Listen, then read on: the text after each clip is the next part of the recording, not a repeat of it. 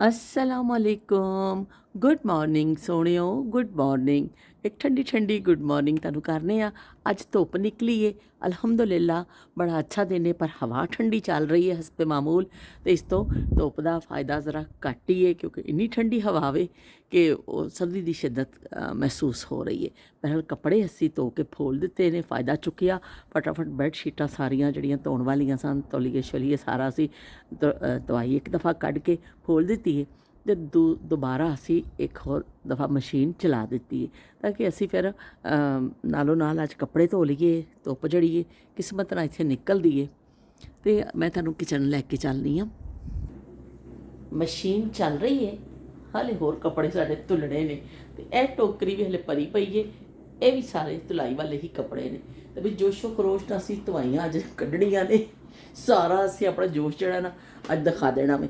तो गोश्त धो के मैं रख लिया इत्थे इहदे विच, ते नाल असी लसन प्याज छिल लिया है, टमाटर लसन प्याज ते नाल असी टींडे सोहणे सोहणे टींडे असी लैके आए सा बरकत तो कल, ते इन्ने दिनों बाद मिले सन। ते असी अज पका रहे हैं टींडे गोश्त, पंजाबी स्टाइल का सादा सादा हांडी, कोई उहदे विच शशके मशके नहीं होने, सादी हांडी जिहड़ी, क्योंकि साडे पंजाबी स्टाइल दी हांडियां बहुत सादियां हुंदियां ने।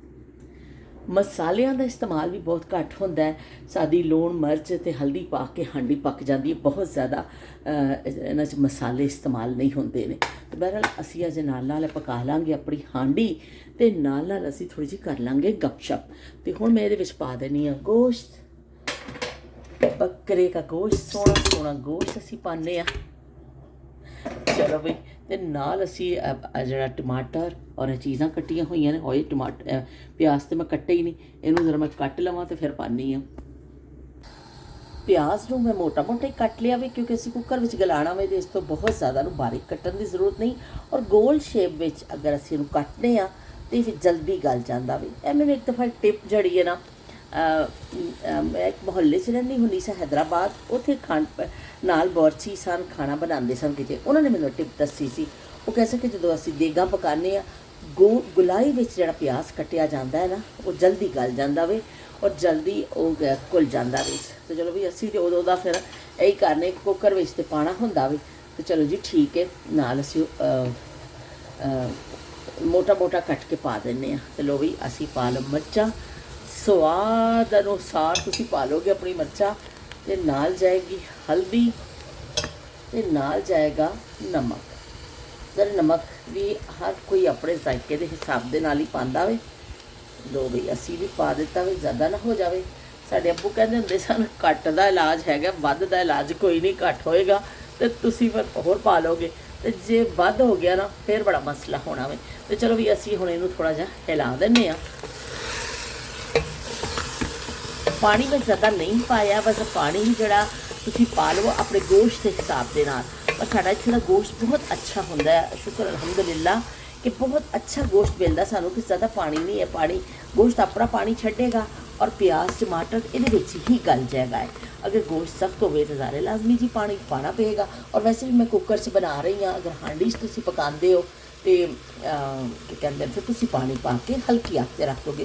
गोश्त की यही होंदी है टिप के तुसी उन्हें जितना हल्की अग ते पकाओगे, सैके का भी बनता अच्छा गल जाता है। तो बहरहाल मेरी तो भैड़ी आदत है कुकर च पकाने की, इस तो मैं ये ही रख दिता वे। तो चलो भी इनू हुण असीं थोड़ा जिहा हिला के और बंद कर देवांगे। चलो जी नमक मिर्च वाली असीं वापस रख दिता वे। हुण इत्थे साडे बचे ने सिर्फ टींडे, टींडा। पंजाबी लोग अक्सर जिवें किसी गंजे बंदे नूं कह दिता जाता टींडा भी, और टींडिया की इन्नी बेइज्जती जड़ी है ना वो चंगी नहीं होंदी है। पर इन्नी मज़ेदार सब्जी है। शब्बीर हुसैन साहब ने कल मैंने मैसेज किया भी तुसी तो बड़े चंगे टींडे लभ के लैके आ गए हो, साढ़े तो नहीं मिलता। तो शब्बीर हुसैन साहब मेरी सिस्टर भी जो रहिंदे ने अमेरिका, वो भी अक्सर कहते हैं कि बई सानूं तो टींडे मिलते ही नहीं ने, असीं की करिए, इन्ना उन्होंने शौक है। तो मैनू भी इतफाक के नाल बड़े चंगे मिले और लहरे लहरे सारे टींडे अल्लाह का शुक्र है चंगे निकले। सारे टींडे मैं तुम दस रही सी कि बड़े ही चंगे निकले ने, तो मैनू बड़ी खुशी हो रही है कि भी पक्का कोई नहीं निकलिया। तो मेरी जड़ी ना पहचान पहचान पर है नाज तो पहचान जाइए। तो भी पहचान तो बड़ा नाज है, और नाज इस तो है कि साड़ी अम्मी अल्लाह जन्नत नसीब करे, साड़ी अम्मी जड़े ने सानू बड़ा ही सिखाते होंगे सन चीज़ां कि सब्जी की यह पछाण है। उन्होंने सानू जरा कभी बाजार जाना साड़ी माँ ने नाल रखना, और साढ़े अम्मी की आदत सी एक कि छोटिया मोटिया सब्जियां घर ला लेंदे सन। उदों वड्डे विहड़े होंदे सन ते घर विच ही अम्मी ने सब्जी कद्दूआं दी बेल ते सब छोटी छोटी चीज़ां, धनिया और साग। साग मेरी अम्मी ने कहना पिंडों कदों आएगा, इन्ना मेरी माँ नूं शौक हुंदा सी साग दा। ते अम्मी ने फिर घर ही वट्टा बना के ना उहदे उत्ते सरों ऐस कर देनी, छोटे छोटे पत्ते निकल आने, उहदा साग बना के खाना। वैसे साडी खाला फिर सीजन च बना के भेजदे हुंदे सन, चंगा जिहा रिन के साग भेजना। पर वो कोई लैके आंदा सी तो फिर तो मेरी अम्मी नूं साग का बहुत शौक हुंदा सी। मक्की असीं घर छलियां ला लैंदे हुंदे सा। इस तरह मेरी अम्मी नूं बड़ा शौक सी समझो खेतीबाड़ी कह लो या इन्हां चीज़ां दा। तो फिर छोटी छोटी चीज़ां घर च रखदे सन। सानूं जो सब्जी खरीददे सन अम्मी ते सानूं नाल दसदे हुंदे सन कि बेटा इहदी ते साडी अम्मी ने दसना कि बेटा ऐसा टींडे नूं इस छिल के हल्का जिहा हत्थ नाल देखो कि उसका छिलका नरम है और उसका साइज़ किस तरह का वे, दरमियाने साइज़ का लवो, बहुत वड्डा भी ना लवो। इस तरह साडी अम्मी सानूं सिखाते सन कि वो बचपन दी सीखी हुई चीज़ां काम आ जांदियां। कदी ना कदी तुहानूं जिंदगी छोटी तो छोटी भी चीज़ जिहड़ी तुसीं सिखदे हो ना वो तुहाडे काम जरूर आंदी। कदी भी किसी चीज़ नूं कुदरत के कारखाने च ना कोई चीज़ नकारा वे ते ना ही कोई तुसीं कोई चीज़ सीखी हुई तुहाडी कदी जाया जांदी है। असी देख रहे हैं दुनिया भर च किन्ना लोग काम कर रहे हैं, कोई ऑफिस कर रहे हैं, कोई किते कर रहे हैं, कोई किते कर रहे हैं। पर अल्लाह ताला का निज़ाम है कि वो कोई किसी जगह जॉब कर रहा है, कोई किसी जगह कर रहा है। इस तो ਇਹ ਜਿਹੜੇ जॉब होंदियां ने ਜਿਹੜੀ ਤੁਸੀਂ ਆਫਿਸ ਵਿੱਚ बैठ के करते हो, ਜਿਹਨੂੰ अजकल बाइज्जत जॉब किया जाता है कि भी बड़ी इज्जत के नाल तुसी जॉब करो तो ये करो। लेकिन आवे कि वो अगर हर कोई ऑफिस ਵਿੱਚ बैठ के जॉब करन लग जाए तो सोचो कि फिर बाकी काम कौन करेगा दुनिया में, कौन करेगा बाकी दे काम।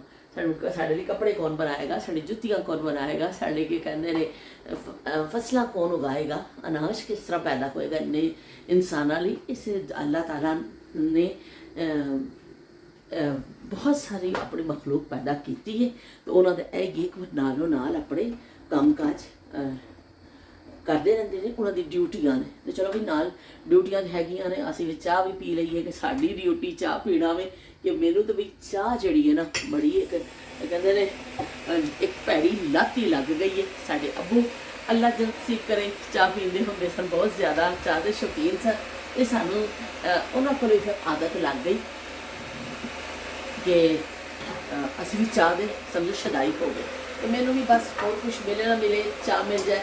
मैं कितने सफ़र पर जाना हो, मैंने सब तो ज़्यादा परेशानी आई होंगी है, अल्लाह हम चाह पता नहीं मिलनी उतों भी नहीं मिलनी।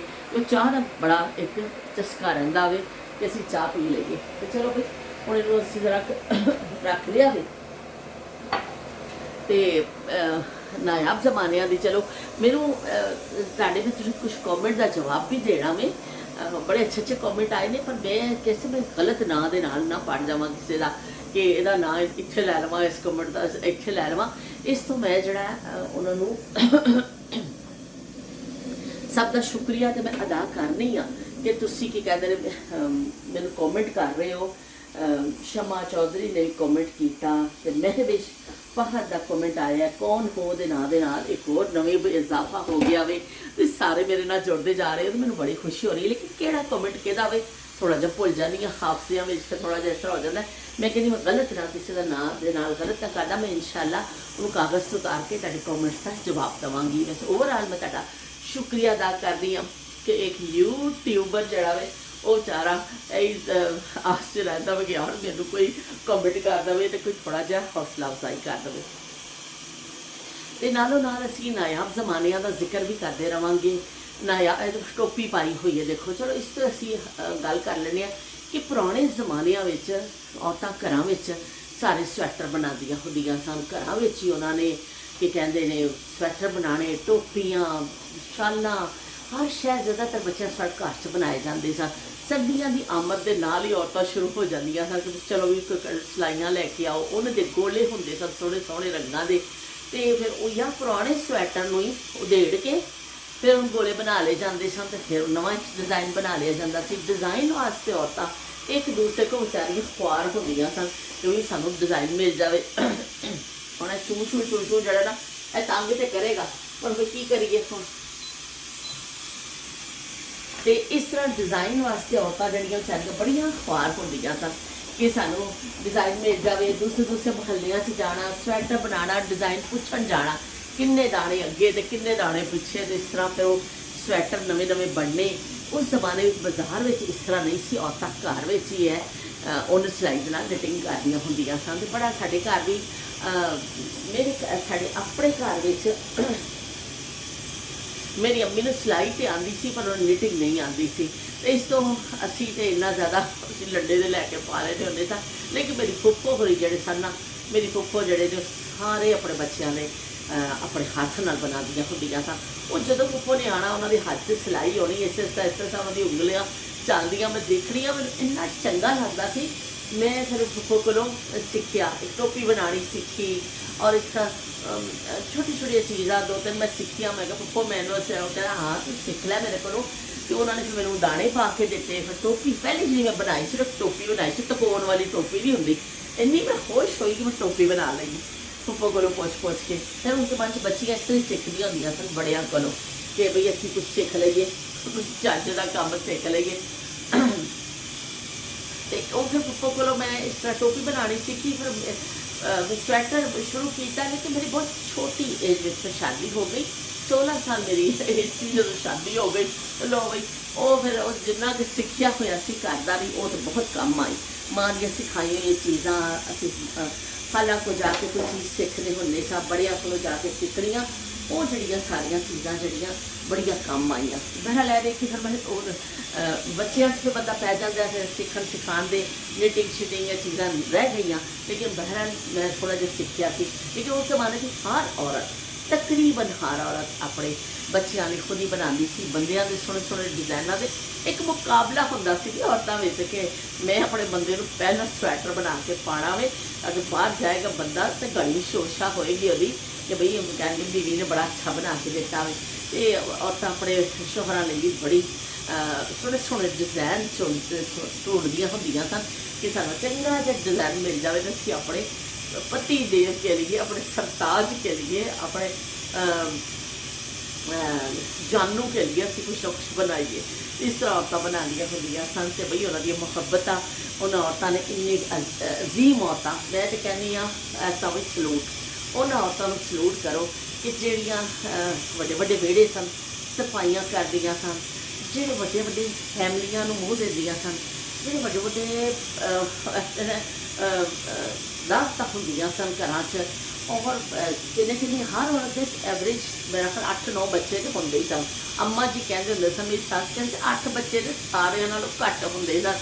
उन्होंने तो कहा जाता है कि नकम्मी है तेरे 8 ही बच्चे ने, वरना 12 बच्चे, किसी के 10 बच्चे, किसी के 10-12 बच्चे वाली फिर औरत जी है वो बड़ी समझती है। तो बच्चे ने भी तो कुछ कर ली। 8 बच्चों वाले कहते सर तो बड़ी आराम के नाल तेरे 8 ही बच्चे ने। जो भाई यह देखो कैसा जमाना कैसा जमाना हम बदलिया हुए होंगे। लोग कहते 2 बच्चे हैं भाई असी तो तीसरा नहीं करना बच्चा मेरा कि भाई सानू बड़े कम करने पैंदे। तो उस जमाने की औरत 10-10 बच्चे सी संभालती सी, बड़े बड़े वेड़े, बड़े बड़े फैमिलियां, बड़े बड़े घर। तो फिर भी जी ठीक ठाक होंदी सी ना, ਉਹਦਾ मूड खराब होंदा सी ना, ਉਹਦਾ कुछ होंदा सी, कम करदियां रहिंदियां। असीं तां जदों देखिया अपनी मावां नूं इधर उधर इर्द गिर्द अपन फुफियां अपने मुहल्लेदार मासियां खाला जिन्होंने असीं ज़्यादातर खाला ही कहने था, सारी औरतां कम करदियां होंदियां सन। बस काम काम काम। उस जमाने की औरत का एक हुनरमंद औरत जी है ना, तकरीबन हर औरत हुनरमंद होंदी सी उस जमाने की। तो वो जमाने का असीं जिक्र करते रहांगे। नाल साडी सीटी जी बजनी शुरू हो गई, छू छू छू छू छू छू छू छू छू छू छू छू छू चलो सीटी बजनी शुरू हो गई है।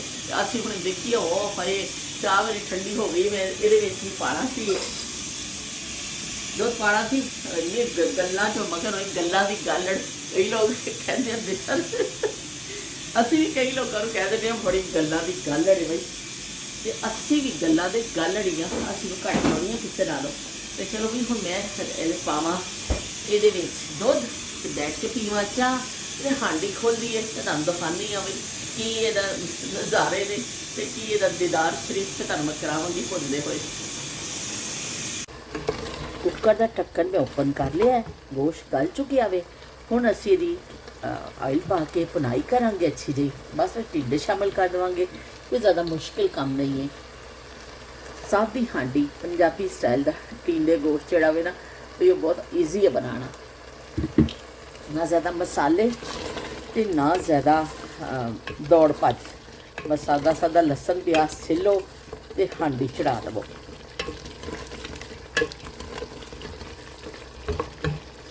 ਦੋ ਇਹਦੇ ਵਿੱਚ ਪਾ ਦੇਵਾਂਗੇ ਅਸੀਂ ਹਰੀ ਮਿਰਚ।